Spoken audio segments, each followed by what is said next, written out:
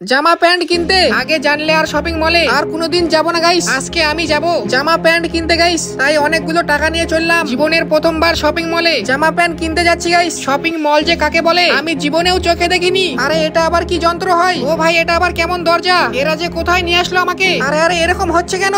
আমার তো মনে হচ্ছে চাঁদের মধ্যে যাচ্ছি মনে হয়। আর মনে হয় জামা কিনা হবে না। ও ভাই তাড়াতাড়ি পালাই এখান থেকে। আরে এত সুন্দর চশমা গাইস, কেমন লাগিচ্ছে আমাকে? এই লজ্জা পেও না বলবে? হ্যাঁ। আরে এখানে এত দাম কম কেন? হ্যাঁ এই তো পেয়েছি কম দামের প্যান্ট। ও ভাই সাহেব এটা আবার কি প্যান্ট হয়? এ তো আমাকে গোটায় গিলে খাবে গাইস। না আগে টাকাগুলো গুনি। 50 টাকা আর 5 টাকা আছে আমার কাছে। এই তো 49 টাকার জামাটা আমার থেকেও বড় সাইজ। এবার বেশি দামের জামা নিবো। এটা তো আমার অকাদের বাইরে। না অনেক সহ্য করলাম আর না। এখন কিনতে না পারি পরে শান্তি করব। জীবনের প্রথমবার এত দামি জামা পরলাম। সব দুঃখ কষ্ট বন্ধ করে এখন একটু আনন্দ করি। ও ভাই প্যান্টের সঙ্গে জুতাও ফ্রি। না আবার বেশিক্ষণ ধরে পরে থাকলে মায়ায় পড়ে গেলে মুশকিল। না আমি এগুলা কিনতে পারবো না, কারণ আমার অকাদি নাই। না ভাই রেখে দিয়ে আসি। আমি জানি গরিবের সঙ্গে এরকম হয়। এই দাদুটা এখানে না, আমার দাদু মনে করে একটু হেল্প করলাম গাইস। জামা তো কিনতে পারলাম না, এক চিন্তা করে আর লাভ নেই। তাই 30 টাকা দিয়ে মোমো কিনে খাই। আর এরা তো টাকা দিচ্ছে না। যেই টাকাটা ছিল ওটাও দিলাম। যা থাকবোই না আর এখানে। অনেক রাত হয়ে গেল, বাড়িতে যাই। আর এটা আবার কি হলো? কি আমার এত বড় ক্ষতি হয়ে গেল? হাই হাই রে কি ক্ষতি হয়ে গেল? দেখলা এটা আর হবেই না।